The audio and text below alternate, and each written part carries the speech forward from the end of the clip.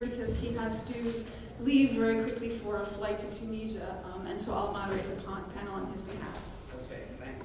Thank you. I'm so sorry I have to leave, but I'm off to Tunis, and my mind is constantly shifting now to the trip ahead, and we're a little bit behind schedule. So the title of the panel is Political Islam and Democracy, a 45-year retrospective. I think that gives us 1 minute per year, or something like that, to cover. It's a big, subject in and of itself. You have a great panel, and they will be introduced momentarily. Many of them are friends who I've never seen, some of them I get to see regularly. So it's great to sort of be just back in a room, right? Isn't that just so special? I was going to say that one of the things we haven't done at this conference so far is define what democracy is. This hasn't been yet a definition of what we mean by democracy. And while I recognize that democracy is a contested subject, if it's contested to the point where we all disagree about what it means, that's problematic. We can't stretch the term to mean anything we want it to mean. It has to have some sort of content. So I'm going to put out there a definition or a way to think about democracy. It's not my own. I stole it from a man named Philip Schmitter, but I think it's very useful. And Philip Schmitter and his wife, Carolyn Terry, a long time ago in an article entitled What Democracy Is and Is Not, and I use it in all my democracy courses at Georgetown, where for 14 years I directed democracy and governance studies, the MA program. I almost always start with that one piece. And the basic argument of that piece is democracy is a system of institutions, norms, rules, values, laws, constitutions that basically prevent the political exclusion of any group that agrees to practice politics peacefully. In other words, democracy is a system that excludes exclusion. If democracy and the ballot and elections become a vehicle by which victors exclude the opposition permanently from ever holding power, that's no longer democracy. It's what we call electoral autocracy. It's something other than what we'd otherwise call constitutional democracy. Democracy means accepting the notion that no one can be excluded from the political arena, and that everybody has a shot at some point or other at political power. And that means, of course, as Schmitter argued a long time ago, that the premise of democracy is uncertainty within certain kinds of boundaries, right? It has to be uncertain. What autocrats love is certainty. They love elections because they assume they'll win them, and therefore they're happy to have elections.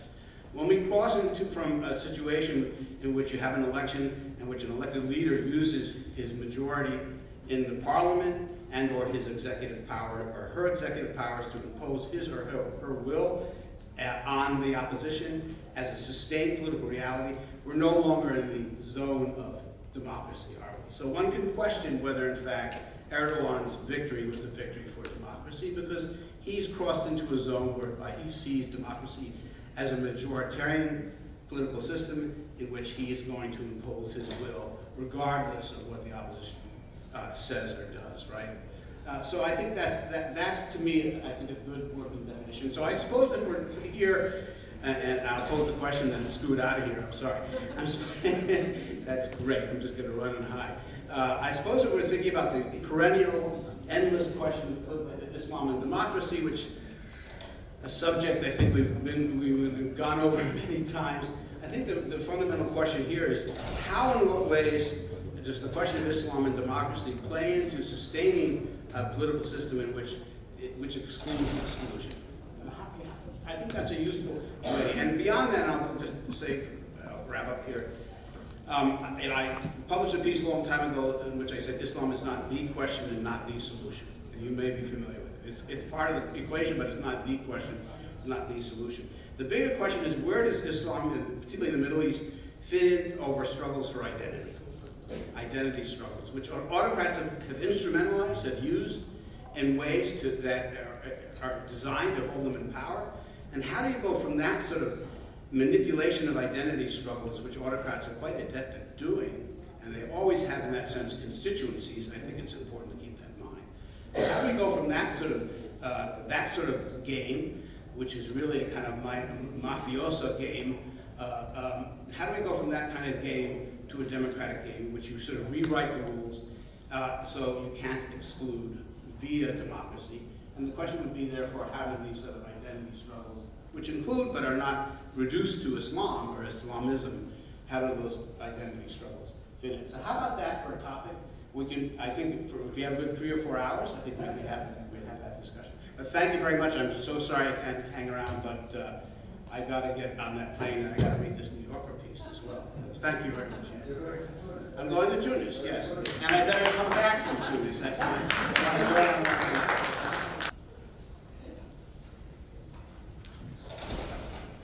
So we're going to get this panel started with Professor Jocelyn Cesari, who is the Chair of Religion and Politics at the University of Birmingham.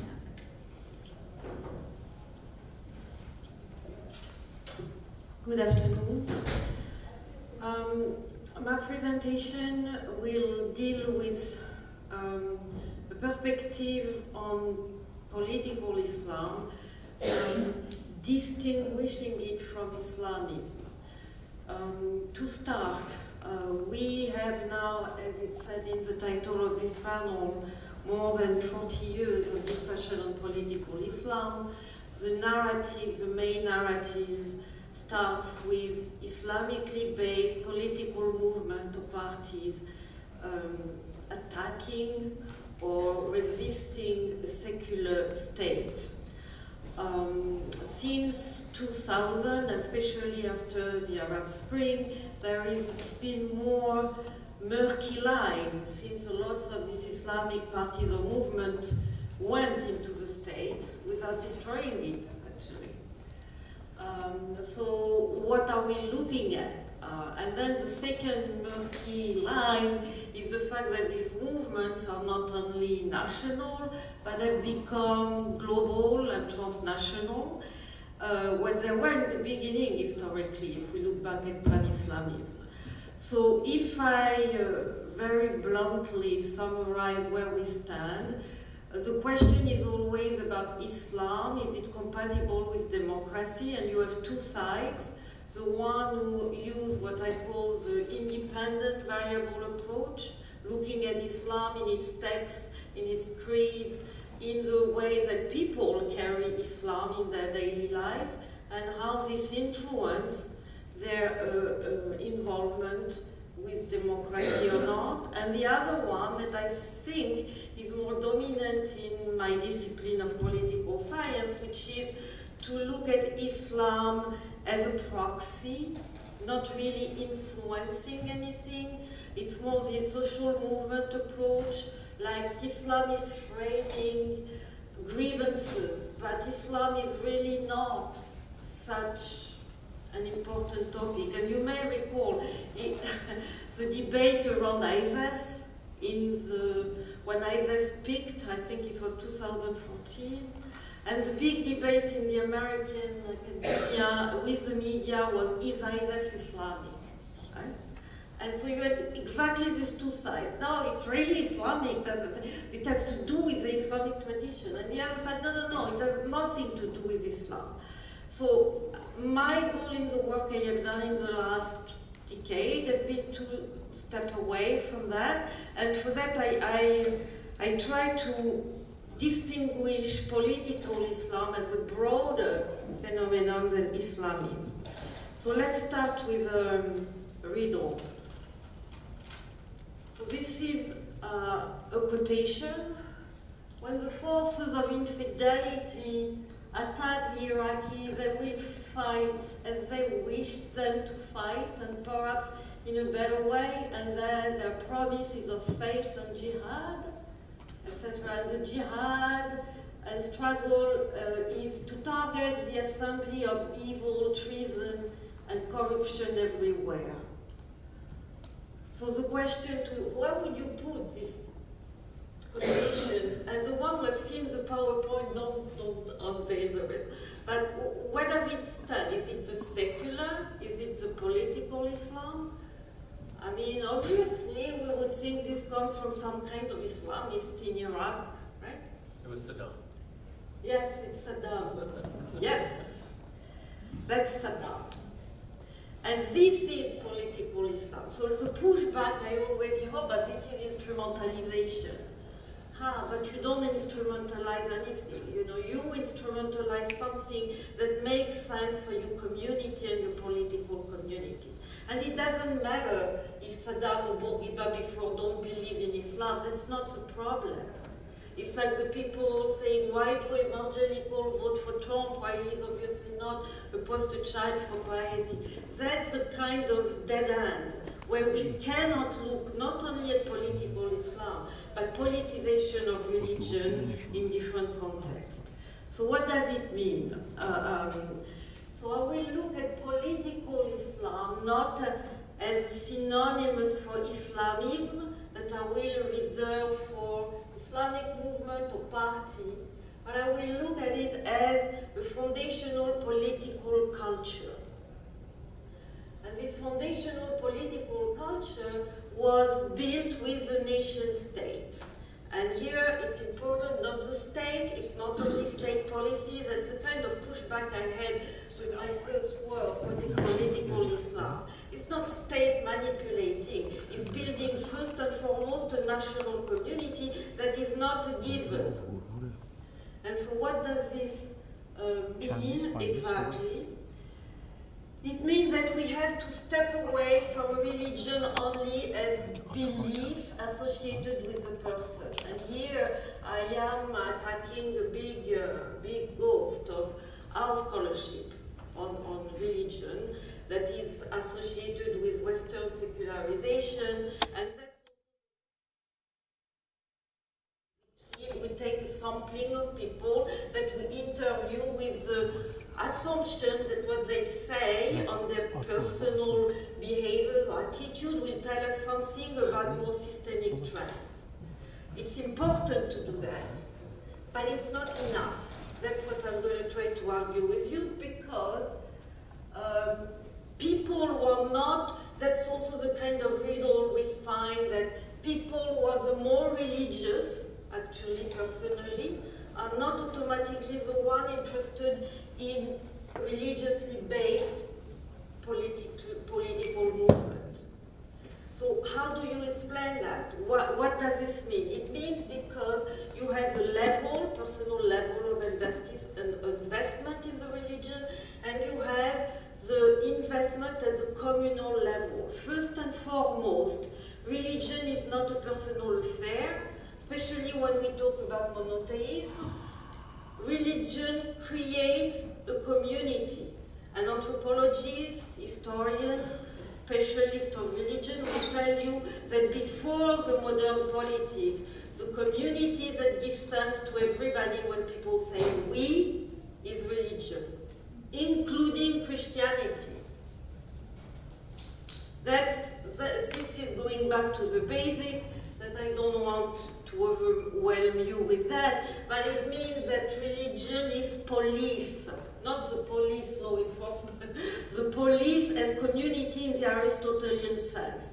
Aristotle said man is so unpolitical, it's a political beast. Why? Because it's the only community that is based on the sense of right and wrong. What is not only nice or efficient to do, but what is just and unjust.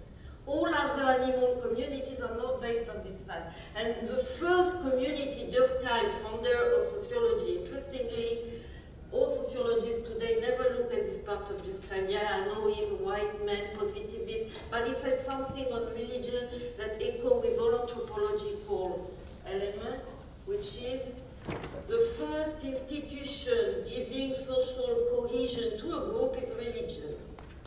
And anthropologists will tell you, what is monotheism? It's a revelation-based community. It doesn't come for you, me, here. It comes to create a group. There is one God, one message, one people.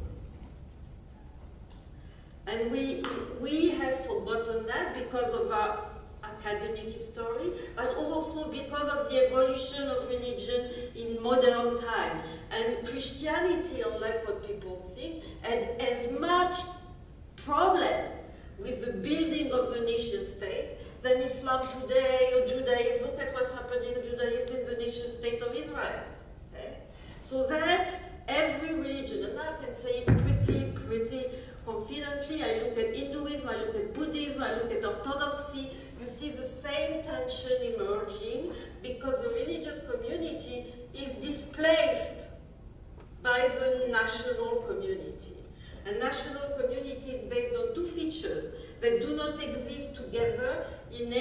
as a community, equality of membership. Of course, you can be equal vis-à-vis God, but I do not know any religious community that is not hierarchical and distinguished by gender, by age, by knowledge.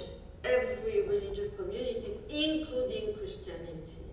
So what was interesting to me is to see how the reference of Islam as a community giving sense locally was displaced by the building of the nation as this homogeneous group where we are all taking a charge for our destiny independently of God. And that's not because we are imagined, here we like very much Benedict Anderson. We are all imagined community, we are one right there. A nation is about a group of people saying we want to decide our fate on our own. And that's why it's so powerful everywhere. That's why nations, this is the only way you can exist internationally today. Try to be a city or an empire, it doesn't work. Even ISIS, it didn't work. So once you said that, you see that the nation state, built by the so-called secular rulers, use Islam to build this nation community. I will finish right there. So it meant that to mobilize people, there is no nation. Turkey was created overnight, Pakistan overnight. Actually, in the history of nation building in Muslim land, the secular state comes before the nation. So it meant that a certain number of terms that used to be invested with a traditional meaning or pre-modern meaning are still present, but they have changed meaning, and these meanings have been taught, transmitted, socialized citizen with this meaning. Ummah is a community of Muslim believers. That's a pan-Islamist modern definition of Ummah. Pre-nation, I finish soon, don't worry. Pre-nation, I am a Greek Orthodox, I am a member of the Ummah in the Caliph. That is not the definition of ISIS, because ISIS operate on this notion that the Muslim community takes its own fate in hand, which is the Rashid Rida Afghani approach, fighting against the model of the nation based on ethnicity. Sharia becomes state law. Sharia was never state law. Sharia was the monopoly of the ulema regulating local communities. Maslaha, Maslaha, everybody says it's public interest. Yes, today, because the state has taken endorsed. Maslaha means the common good of the community. And this community in pre-modern or pre-national communities is plural. There are Muslim and non-Muslim in the maslaha of the community. All this is gone. So the nation-state will build a new political culture in which being a citizen and being a Muslim is connected together in a way that didn't exist in the pre-national Muslim empire. And the state is a defender, guardian of this connection. So Islamism as political movement never challenged that because it's a given. Look at Turkey. Turkey is still a secular state, but Atatürk did the job. I'm going to finish on that. What did I do? Atatürk did the job. He nationalized the Sunni institution, created the Diyanat. This was not an Ottoman legacy. At the same time, he pushed away Islam from the public space. But this idea, I am Turkish and I am a Sunni Muslim, that's why Alevi Kurds do not have a legal status, not because of Islam, because of Kemal Atatürk. Same thing, we can do this all over the Muslim world. I have done it. The only country that didn't create this hegemonic Islam Indonesia, Senegal, and Lebanon. And I would say Tunisia was on the way out of that until the coup, which was very fascinating to me in the sense of repositioning the state vis-à-vis the diversity. Even if 99% of people are Muslim in Tunisia, it doesn't matter. There was this intention that I didn't see in any other country of the Arab Spring to reposition the state, to not make it the only actor in defining what is right and wrong in Islam. So, sorry, I've gone. So what does it mean concretely? Because you can say, oh, this is ivory tower kind of thing, but the reality is I have patterns and they work. You can take me at face value, but we can discuss, it's written. You cannot discuss political Islam if you don't locate it in the political culture of the countries in which it's operating. So it's not that Islam is incompatible with democracy. It is what is the political culture that allow a religiously based political movement to evolve toward democracy. It's a different question. We need to stay away from politics being only the monopoly of the state. And that's why also the evolution of Ghanouchi is fascinating. He talks about civility. That is eminently political. It doesn't mean you need an Islamic party to be at the head of the state. It's returning towards the community. Police. And that's why the question of dignity, social justice is important. Islamic parties lose credibility when they enter the partisan game and the state game. They regain credibility when they talk for the maslahah of the people. And in this sense, it's never dead. It's not going to be dying for a long time. And the Arab Barometer was fascinated by the results. That's exactly what people are saying. We want social justice, we want equality. And the one that have provided this narrative are not the secular ruler. This has been the Islamist actor. And in this sense, if they stay away from the state, there is still lots of hope there. And I stop here because I can go on and on.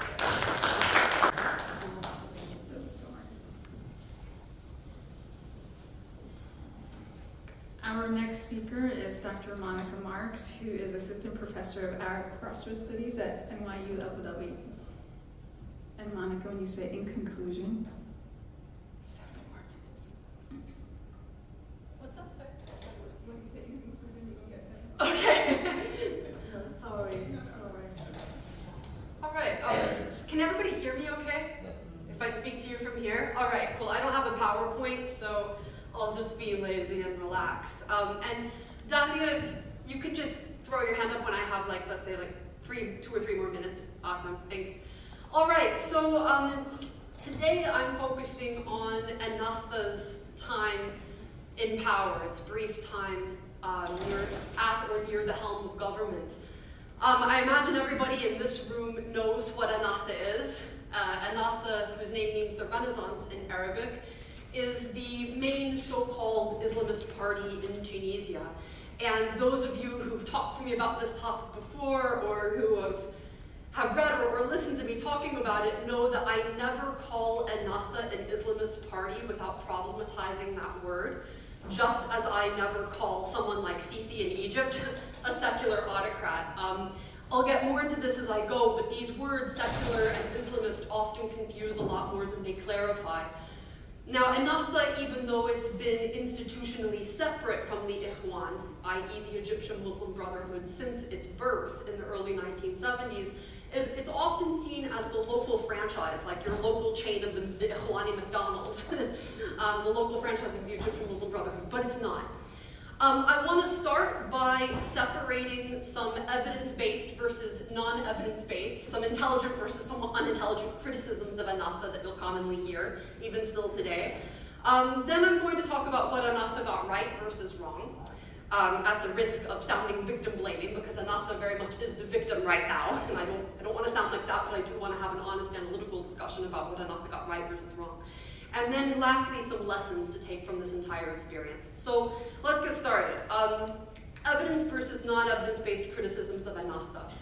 Ennahda has been existing in a pool of disinformation since the 2011 revolution. For decades before 2011, under the prior dictators in Tunisia, Bourguiba and Ben Ali, there was tons and tons of propaganda and misinformation about Ennahda that sought to portray Ennahda as a terrorist actor, as a violent extremist Islamist actor, rather than as what it was, which was a peaceful, center-right conservative party that just wanted to compete in free and fair elections. Why did Bourguiba and Ben Ali do all that disinformation? Well, because Ennahda was the most politically threatening actor and they wanted to demonize it.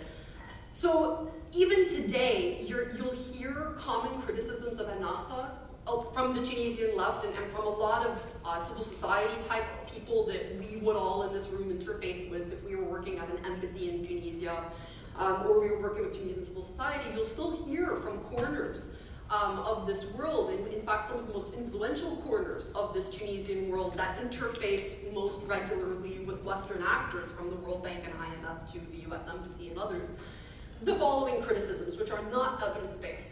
You'll hear them say that Ennahda facilitated jihadists fighting in Syria between 2012 and 2014 when Ennahda was leading the government with two other parties in a so-called troika. So you'll hear that they supported jihadism critique. No evidence for this, but you'll still hear it. You'll also hear that Ennahda was behind somehow the assassinations of Shukri Belaid and Mohamed Brahmi in the year 2013. Again, there's no evidence for that, but you'll still hear the criticism a lot. You'll also hear a lot of Tunisians say that Ennahda was engaged in wild kinds of corruption, the likes of which other Tunisian politicians were not. Again, no evidence for that. And a fourth criticism that you'll hear a lot of Ennahda is that they didn't do enough for security sector reform, especially between 2012 and 2014 when they were at the helm with the revolutionary troika, these two secular parties in a coalition government. Now, I think that fourth criticism, there's some truth to it, but to imagine that Ennahda was going to be the tip of the spear for security sector reform in Tunisia at that time period is contextually unaware. It's as if you would imagine that Black Lives Matter, let's say they got the governorship of New York, that it's going to be Black Lives Matter that leads police reform. In other words, you're expecting the victim to be the main reformist that holds the perpetrator accountable. And we know from the comparative study of democratization and post-authoritarian situations that often the victims will be ideologically suspect because of decades, years of disinformation. We also know that victims are not well respected often amongst the security sector. These are not people who, when they come to power, find a usable bureaucracy very easily. And the example I always give there is Ali Larayat, one of the most powerful people in Ennahda, had been tortured, he'd been raped, his wife had been subject to absolutely horrific abuse. He had been held in solitary confinement for nearly 16 years in the basement of the Ministry of Interior. And after Tunisia's first free and fair elections, who becomes the first Minister of Interior? It's Ali Larayat. Now that was an amazing moment to watch Mr. Larayat stride into the Ministry of Interior. Emotionally inspiring, incredible. But what do the people who work inside that building think of Ali Larayat? They've been taught to see him for decades as scum, as a rat, as something subhuman. So there was a real question about whether or not Ennahda really had usable bureaucracy to make these sorts of changes. So those four criticisms that I just detailed, most of which imply that Ennahda supported terrorism, or that it was more corrupt than other parties in Tunisia, or that it had the ability to make security sector reform a reality and just didn't do it because of whatever reason. Those criticisms are not evidence-based. There are criticisms, there's another set, that I would say are more evidence-based. That Ennahda's leadership became increasingly calcified and unresponsive over the years.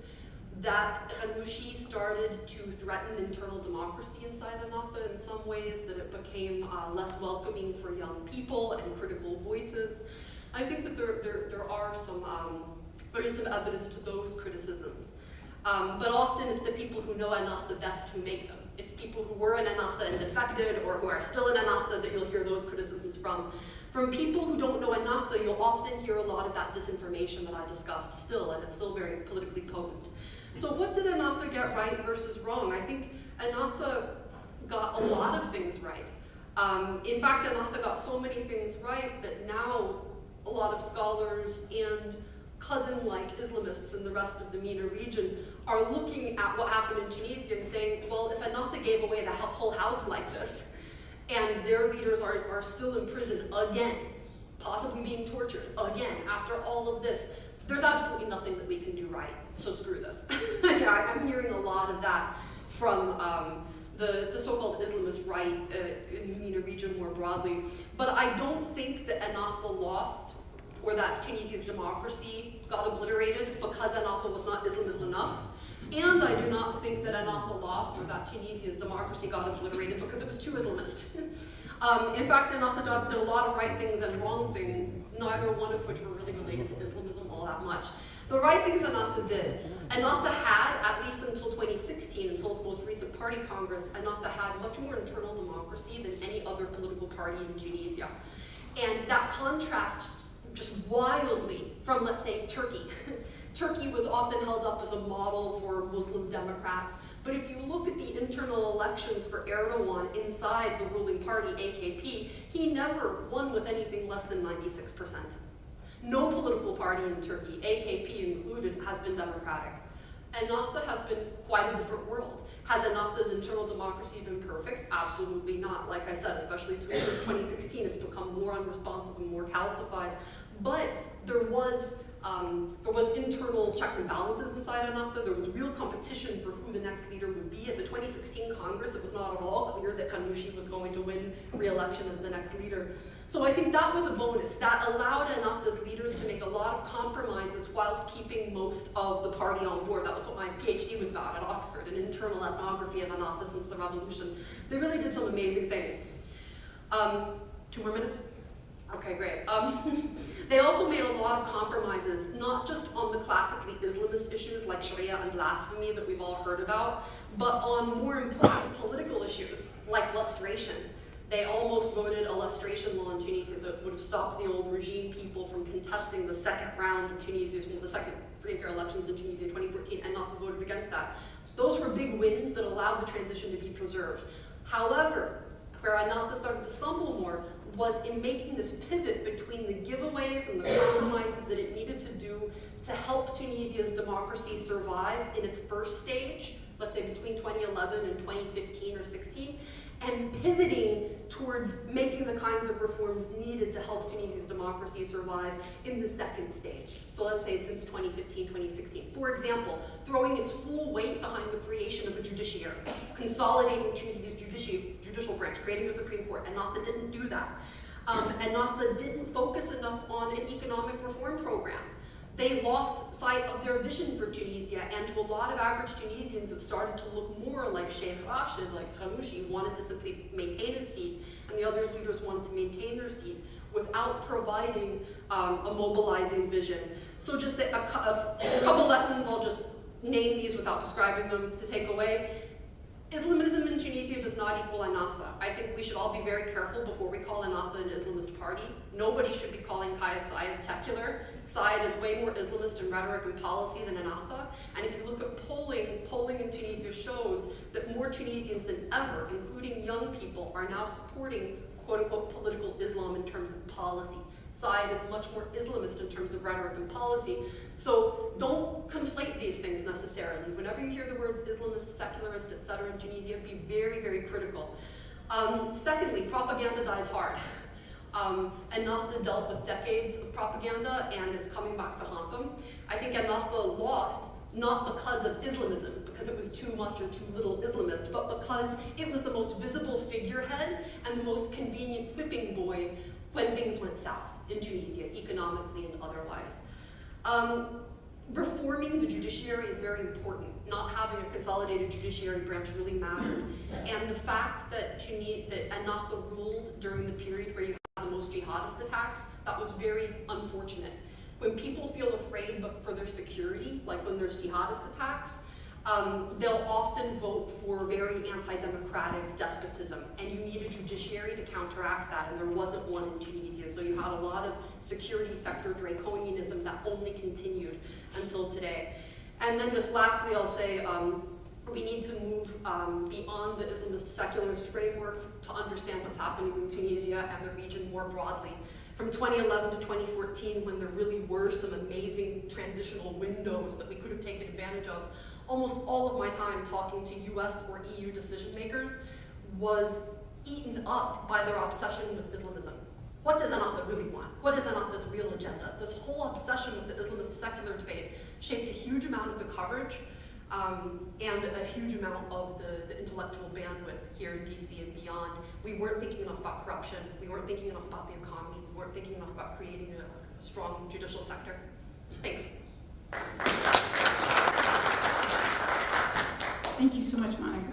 Our next speaker is Dr. Andrew Marsh, Professor of Political Science at the University of Massachusetts Amherst.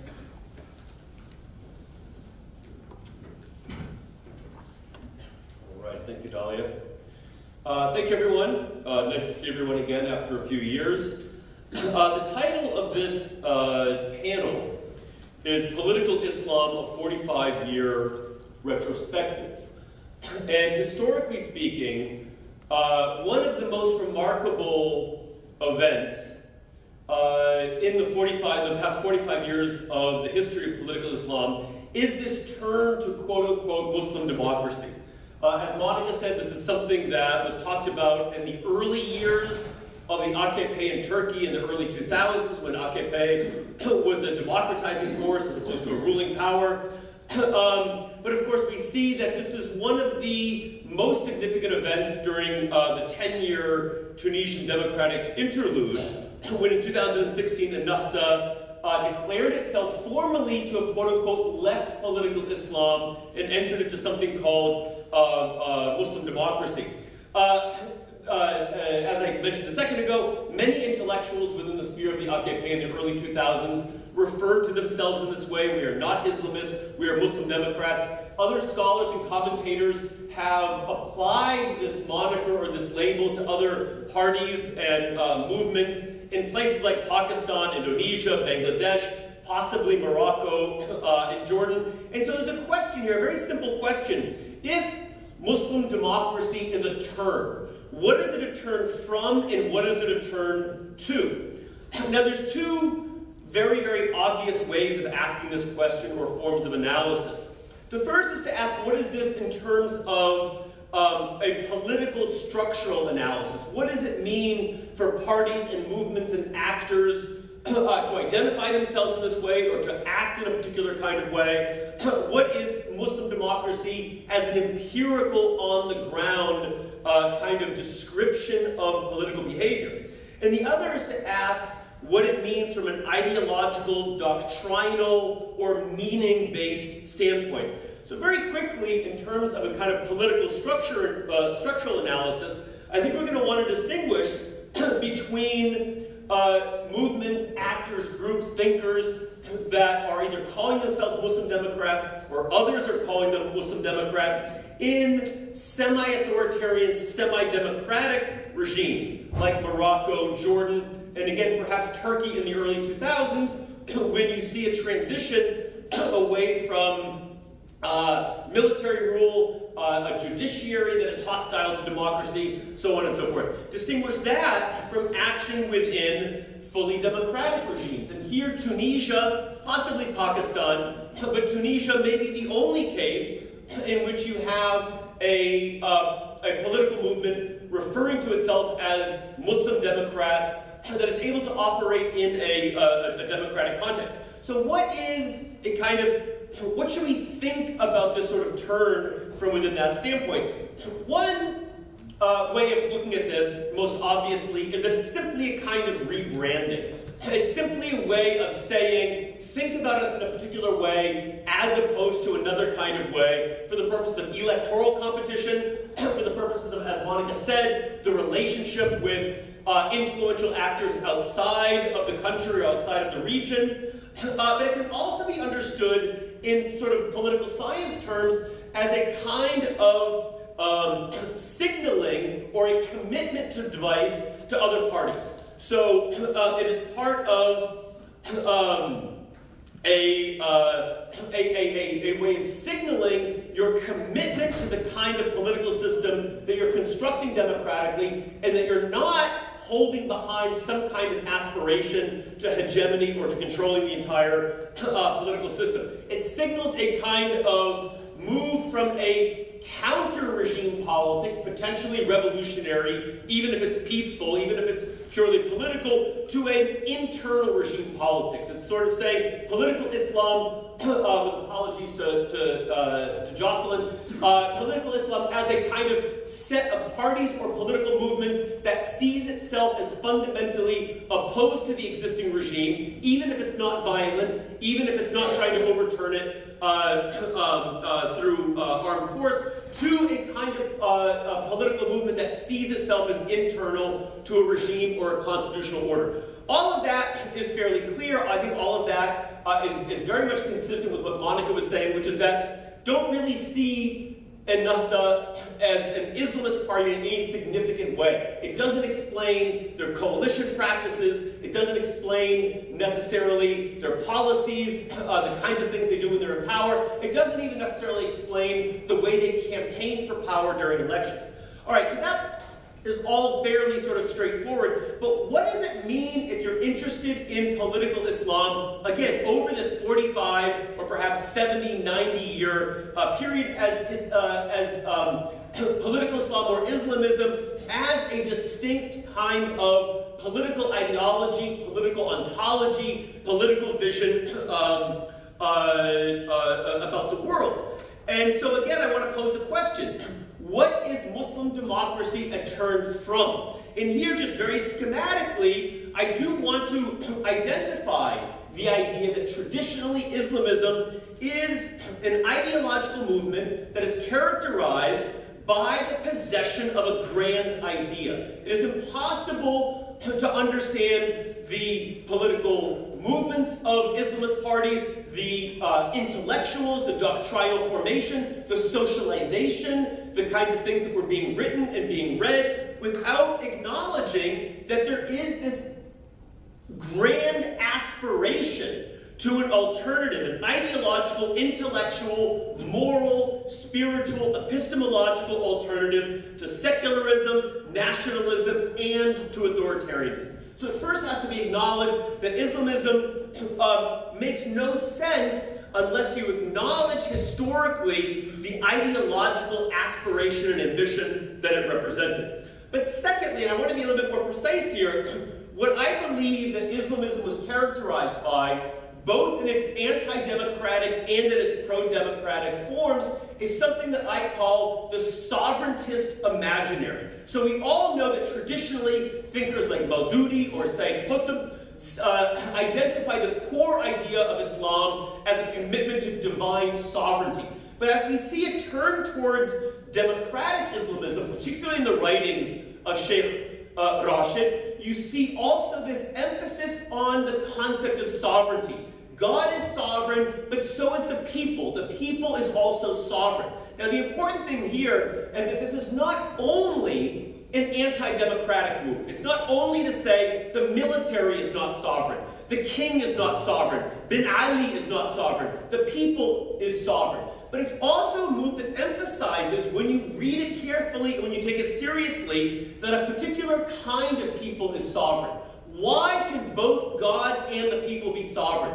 Because the people has certain kinds of qualities. The people is a believing people. It is a virtuous people. It is a moral people. It is a people that is morally united around a commitment to Islam. That's what I mean by the sovereigntist imaginary. You can imagine politics being organized around a concept like Siyadat al-Ummah, because the Ummah is perceived as having a certain kind of moral unity. So now, what is Muslim democracy a turn to?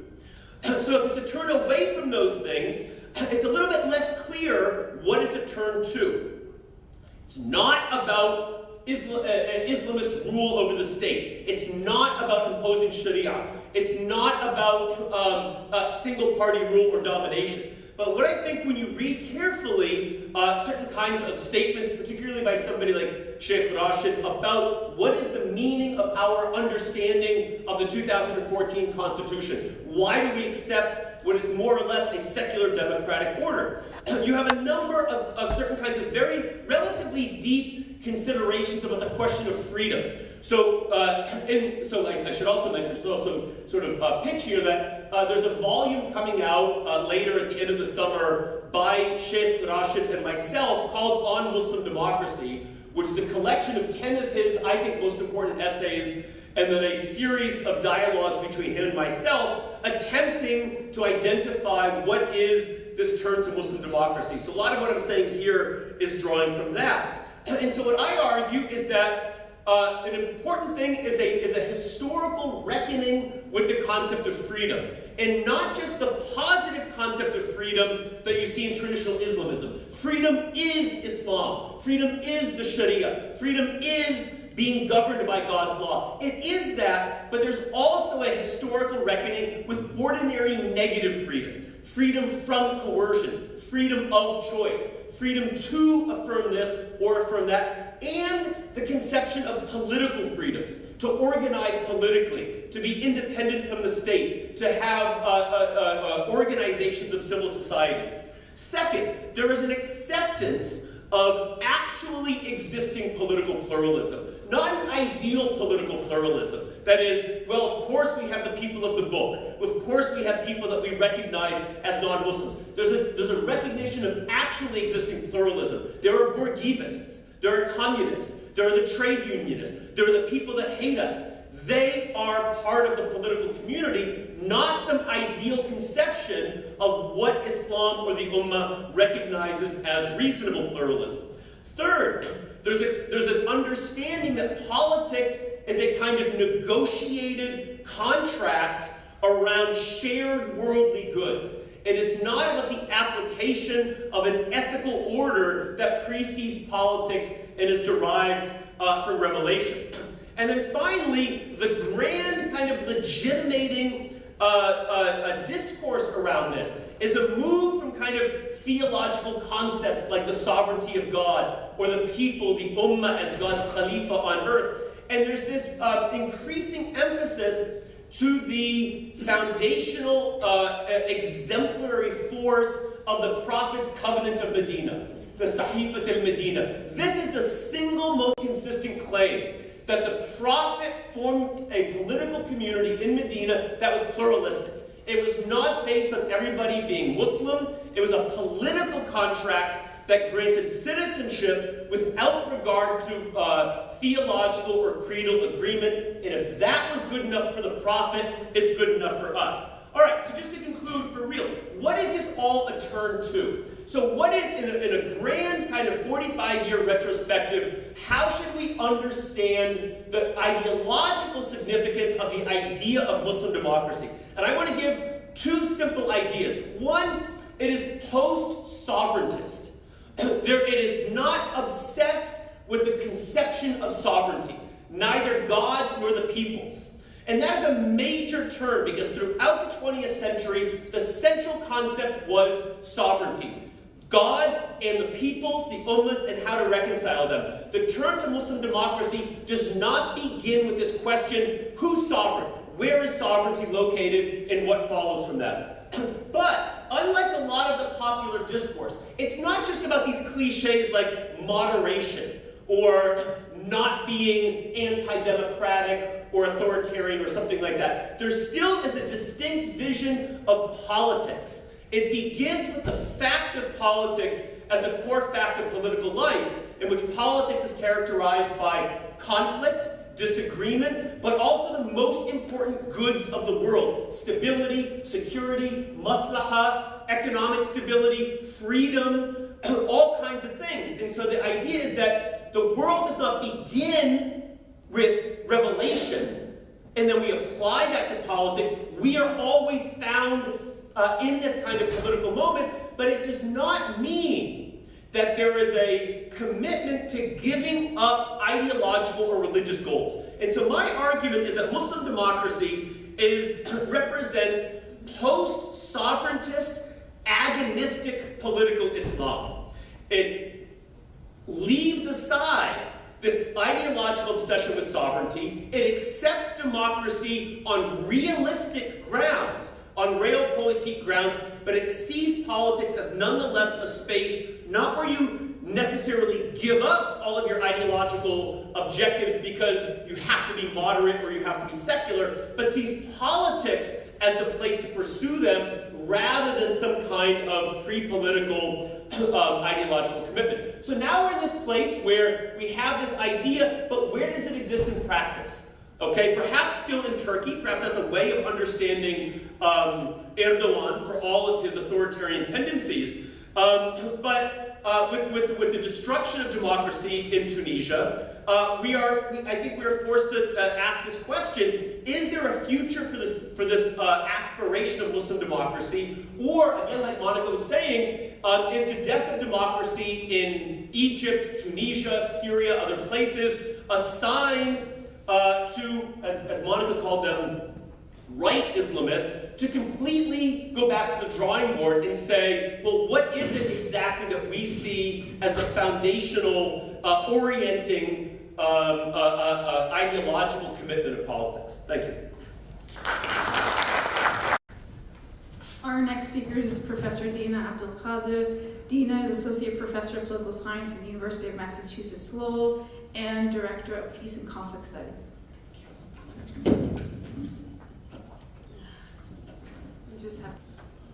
Thank you. Thank you, CSID, for inviting me to speak today.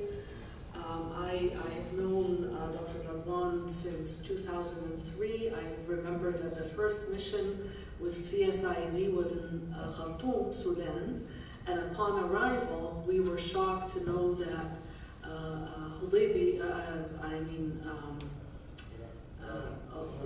Turabi was in jail. And so a lot of the people who were coming to the conference unfortunately left and did not attend. My talk today is general, a lot more general than my colleagues. I will talk basically about the challenges that Islamic parties and any really political opposition comes up against. So basically, let me begin today's presentation by saying that not only is there contestation about defining the Middle East as a region, but also the definition of democracy as this panel started, and what democratic transition entails is also contentious. But let us assume that we agree roughly on the regional definition and focus, therefore, on democratic transition. A major detractor from forming a common theoretical agenda for democratization is the fact that methodological specialization has encouraged conceptual and theoretical divergence, and that divergence has eased our balkanization into different methodological camps. As one of the famous democracy theorists, Robert Dahl, says, talks about polyarchy, which has limited convergence of theorists, utilizing procedural democracy from other theorists who work with participatory democracy. That is to say, the theorists who are more focused on the informal, non-institutional forms of democratic expression. Thirdly, the political history of Africa, Asia, and the Middle East is comparatively under-theorized. Therefore, expanding into non-Western regions is obviously needed. Fourth, thin theory, and I will explain what thin theory is.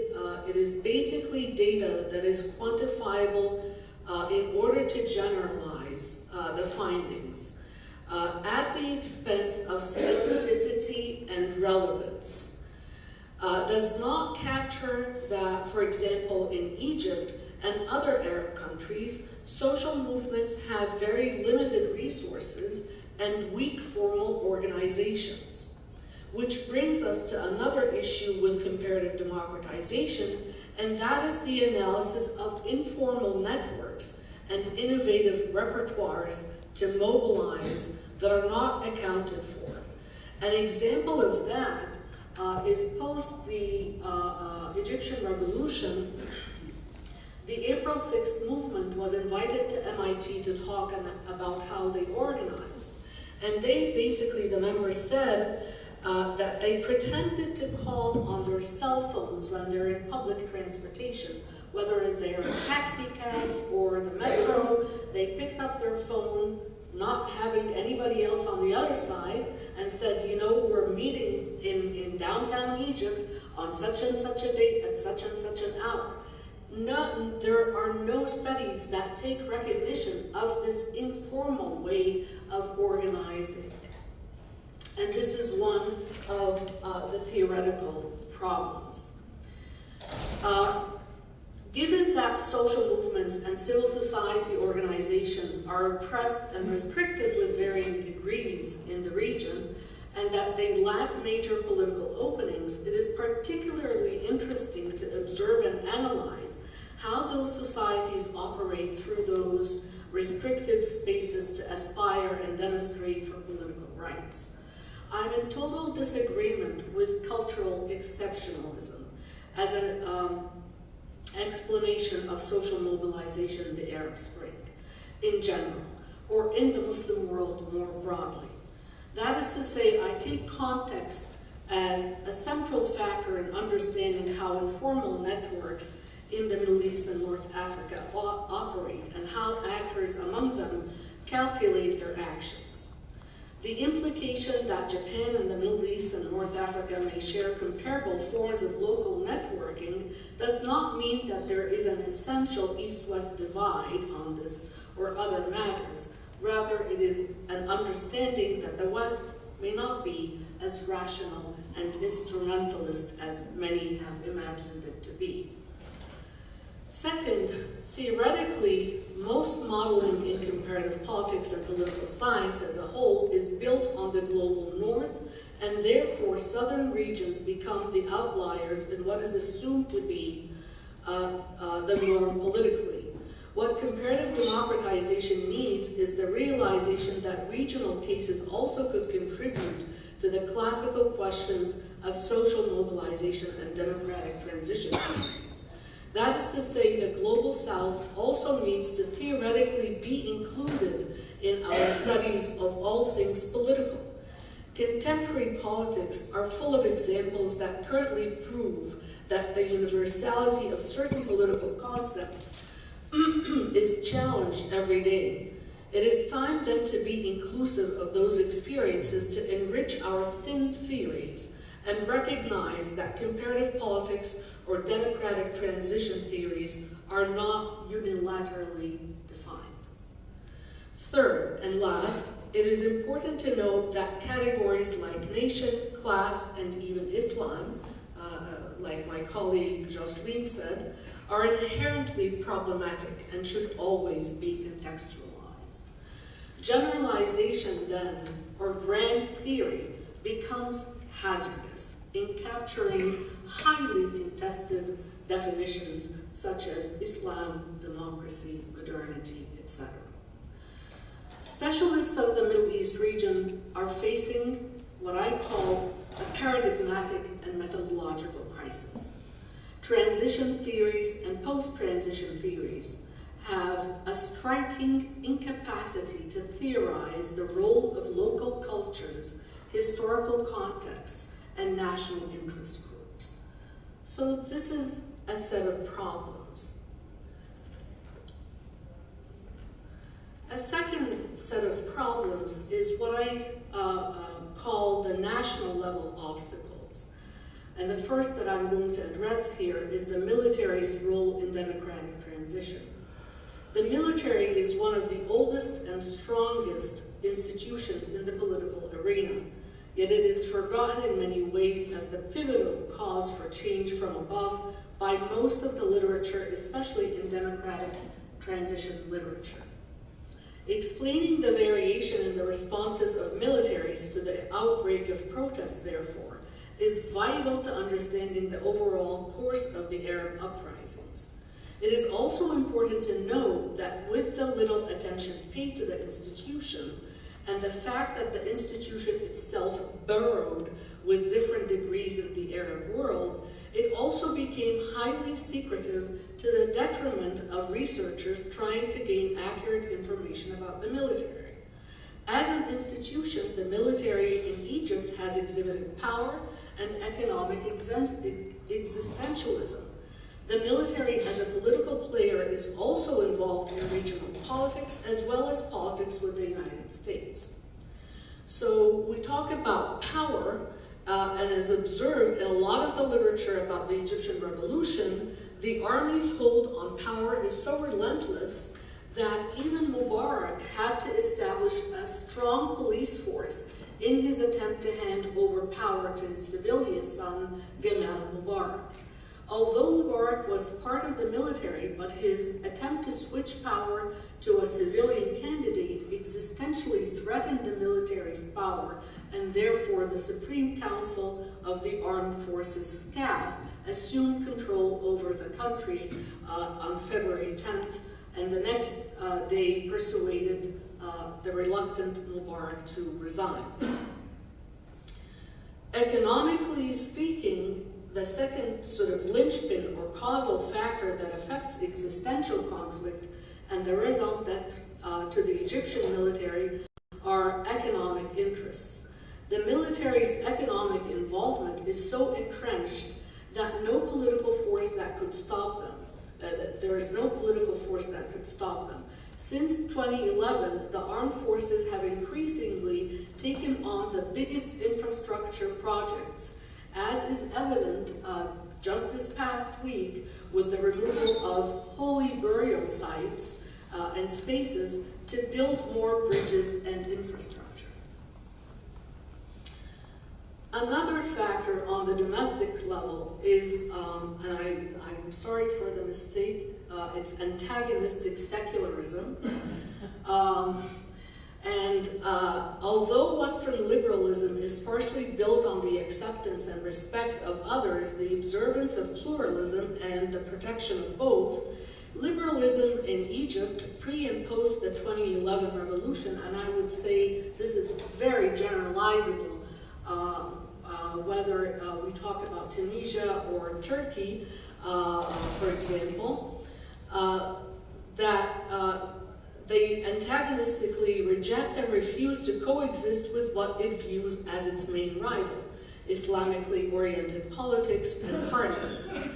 Quintessential liberalism is defined by the rejection of a privileged class, religion, or national origin. However, secularists in Egypt have basically argued and acted on their assumption that they are privileged holders of the truth politically, socially, and economically. Historically speaking, the liberals in Egypt have copied the Orientalist discourse. What distinguishes those secularists was that they uncritically replicated European anti-Arabism and the debasement of the Arabo-Islamic culture. Their liberalism was non-inclusive of the masses, which is still true today in the aftermath of the 2011 Egyptian revolution. The secular liberal reformers who emphasized rationality and individualism were paradoxically trapped in the cultural order of the other, and therefore could not provide an inclusive notion of national identity and an emancipating notion of political community.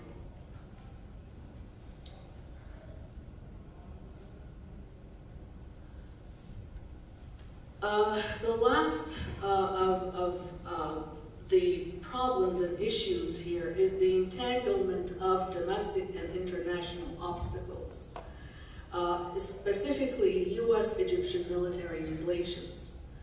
In March 2014, General Lloyd Austin III, who was the commander of the U.S. Central Command, called Egypt an anchor state.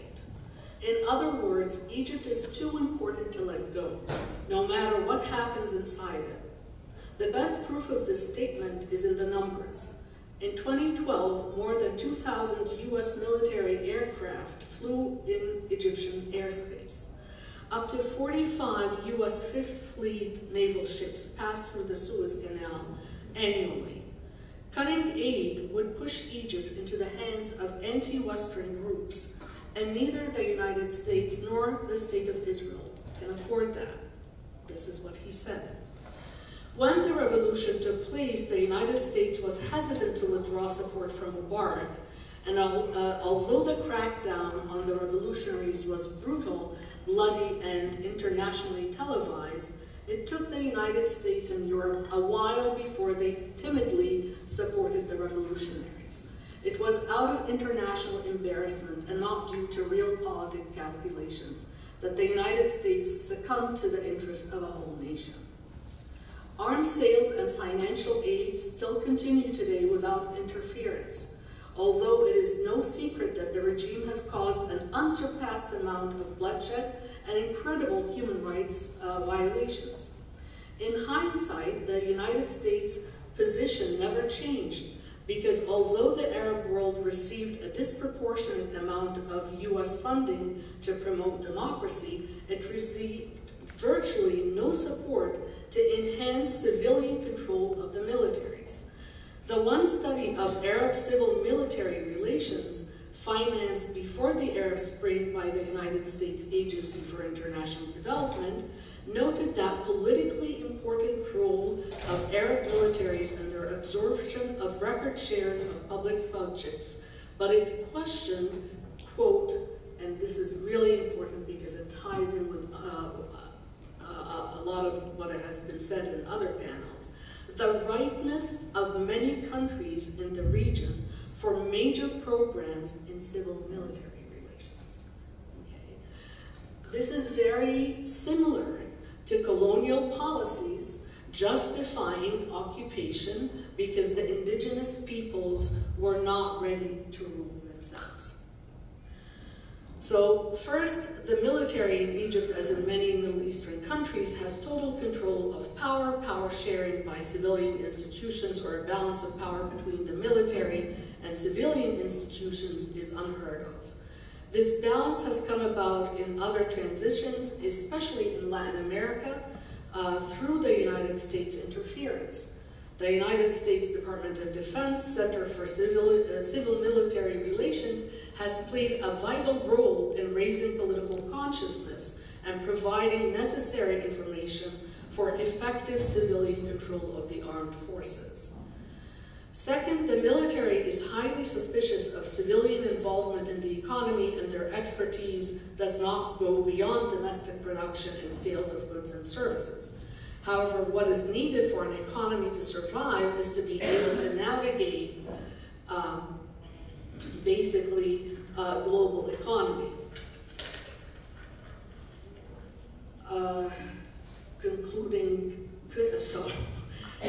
In conclusion, I would like to highlight 2 points. First, theoretically, the field is going through an identity crisis.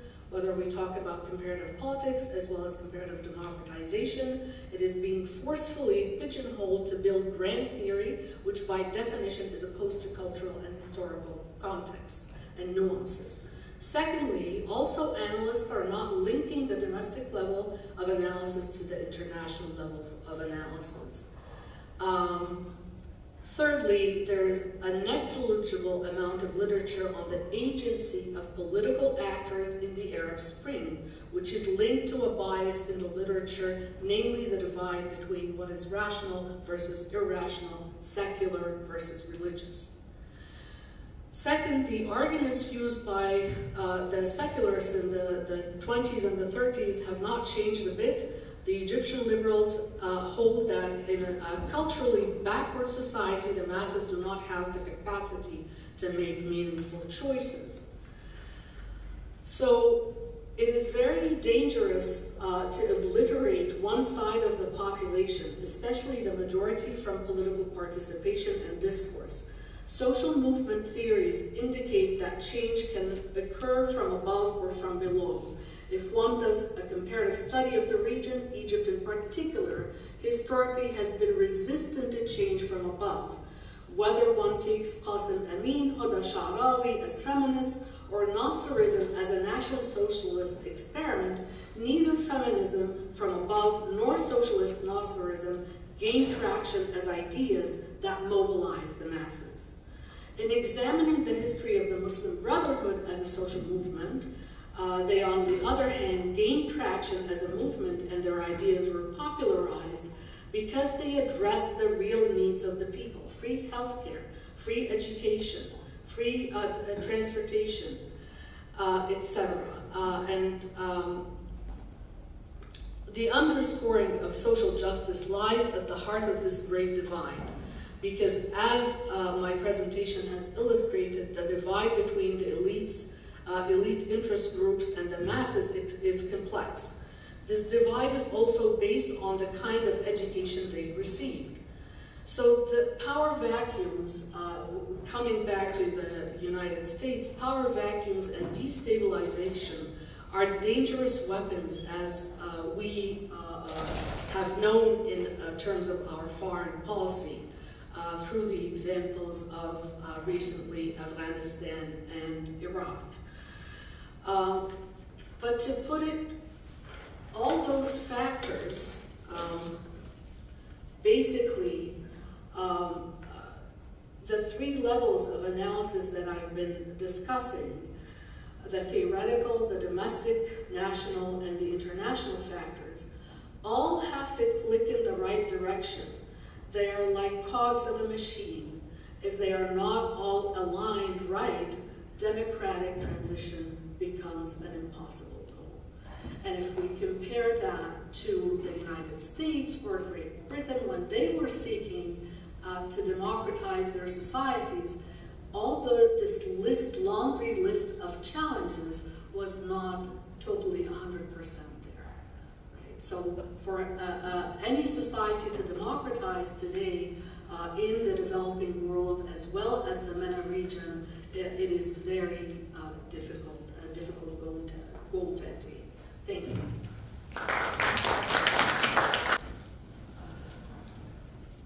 And finally, we have William Scott Harrop, did I say that correct? Doctoral candidate at the Department of Politics at University of Virginia.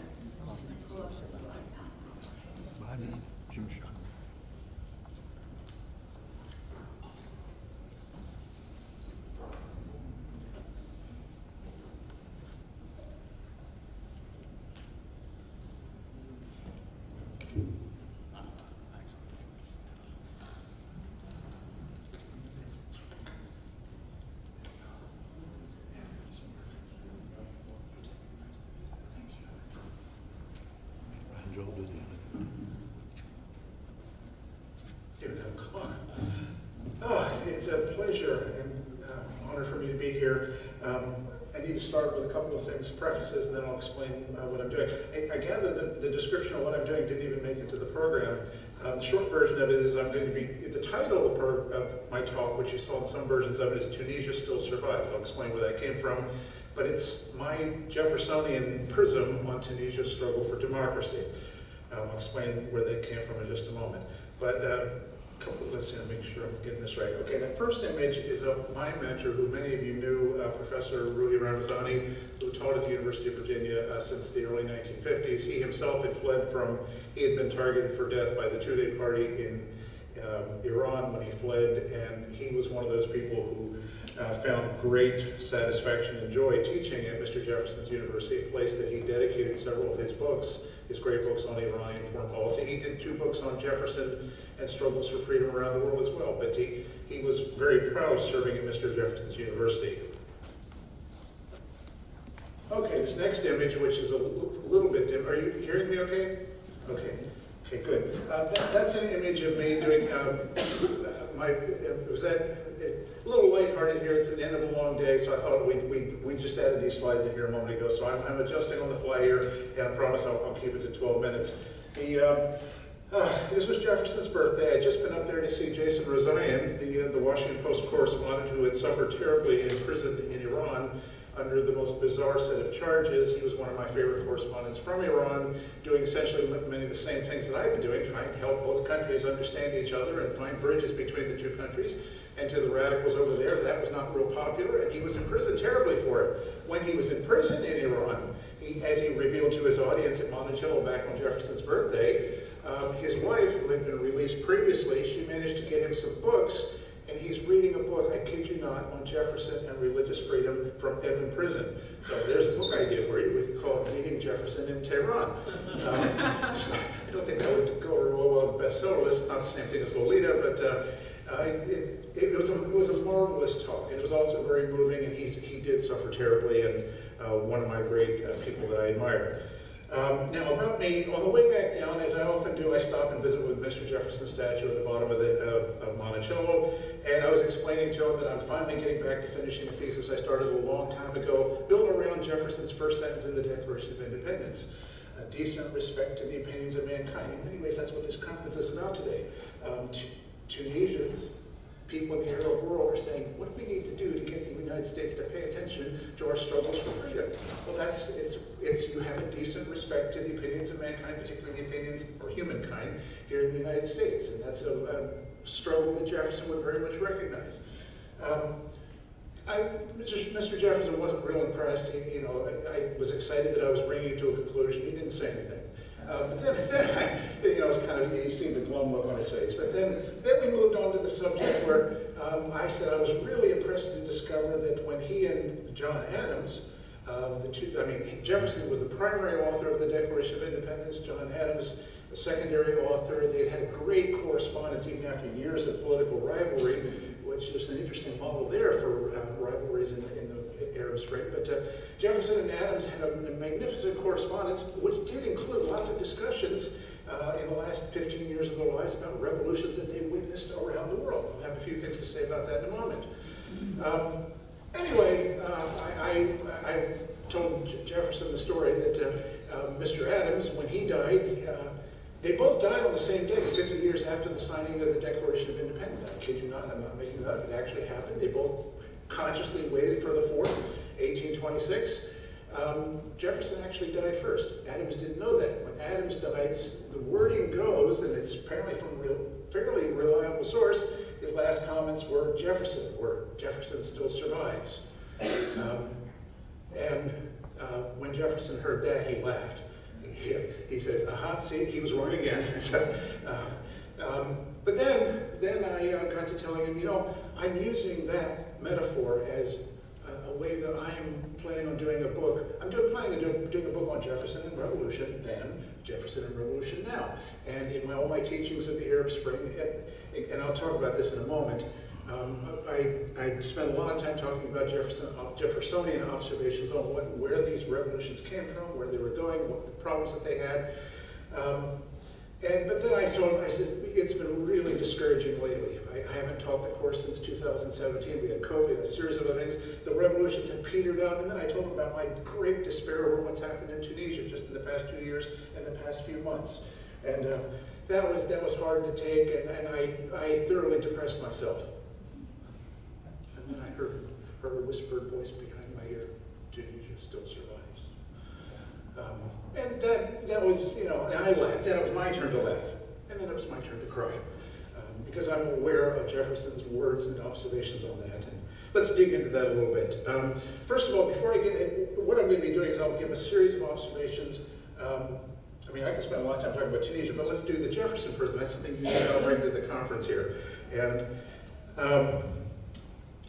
I'm grateful to be here. So many of I've been following the Center for the Study of Islam and Democracy's work since its founding. I've used your materials from so many of your publications. Aziz Sajidina, your founding chair board, was actually a great help to me when I did a book on Iran. His work on helping me understand Islam and human rights, understanding the struggles within Islam inside Iran was magnificent. Also learned a lot about his former classmate, somebody named Khamenei. Great person to work with. Another leading light from Center for the Study of Islam and Democracy, one of your board members, Akbar Ahmad. I chanced to see his 2010 film documentary, A Journey into America, where he took a group of students around America, including a stop at my university, at the University of Virginia, and he had them looking up at the Jefferson statue, and I'm going to show it to you right here. This is the Jefferson statue that he had them looking up at. Statue that I had walked by every day for decades.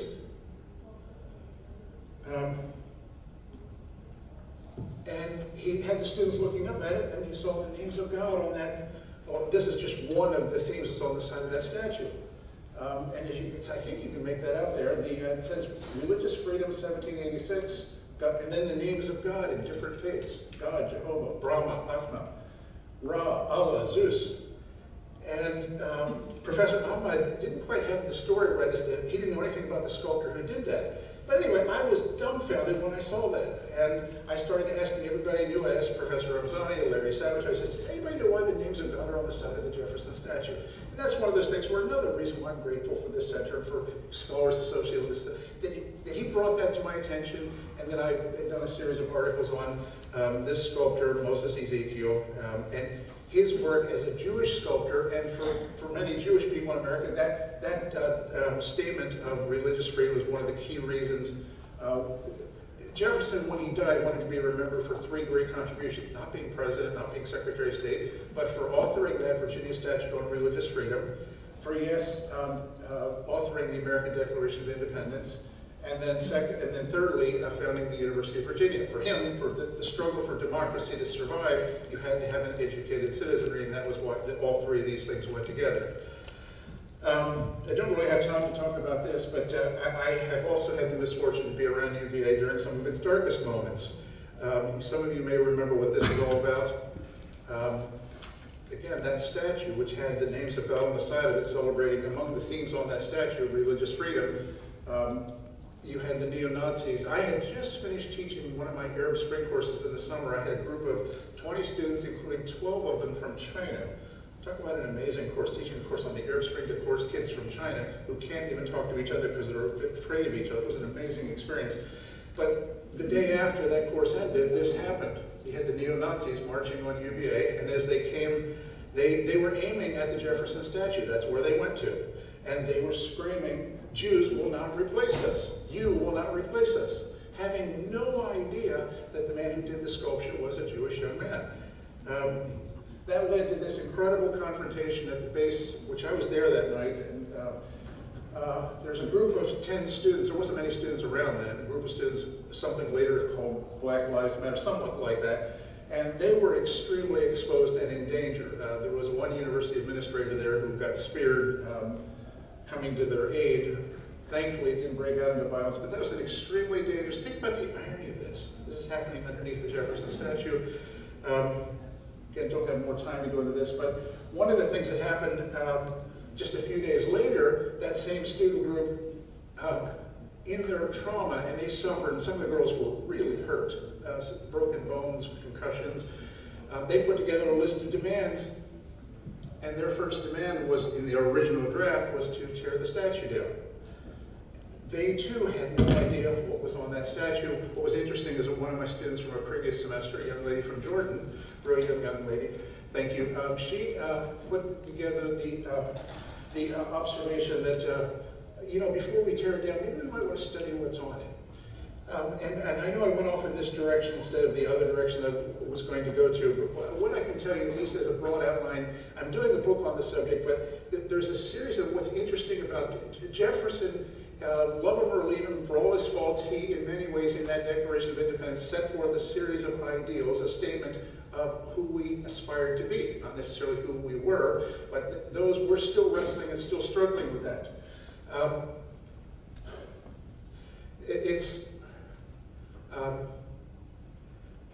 There's so many, like I said, Jefferson observed revolutions for the next 50 years of his life. He was exhilarated, he was thrilled. I think he would have been thrilled by the Arab Spring and by Tunisia, the great achievements that they were able to do without so much violence. But this very same Jefferson, and I could have given you lots of quotes, and maybe I'll do it for an article for you, of Jeffersonian quotes, the excitement that I used in my class about the Arab Spring. But the same Jefferson was also quite aware of revolutions having gone bad. He was a great supporter of the French Revolution, so much so that he helped Marquis de Lafayette write the French Declaration on the Rights of Man. But on the other hand, he saw it go so badly, and he was perhaps a bit too determined in wanting to look the other way despite all the rivers of blood. Jefferson was also quite skeptical about revolutions that he saw happen all across Latin America, thank you, and he was, you can see all of these comments of his optimism and at the same time his concern for revolution. All I'm saying is from the perspective of we as Americans. We were a nation, Americans I think forget that we were founded as a revolutionary country. You watch the fawning coverage of the greatest royalty thing in Britain and you wonder, what's going on here? Yeah, we were founded as a revolutionary country. It is something Americans should care about, but at the same time, the very same man who wrote our founding revolutionary document in his life, in his observations, was also a guide to helping us understand why these revolutions so often have great struggles. And I know you're all very tired, and thank you for bearing with me, so I'd be happy to take more questions or invite me to come talk to your places. Thank you.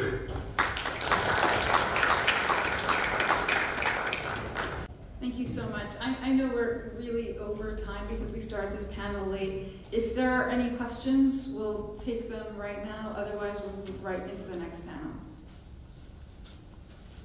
Not all at once. Okay, great. So thank you so much. We're going to transition to the next panel. We'll have about a 5-minute break if you want to grab some coffee. But thank you, everyone.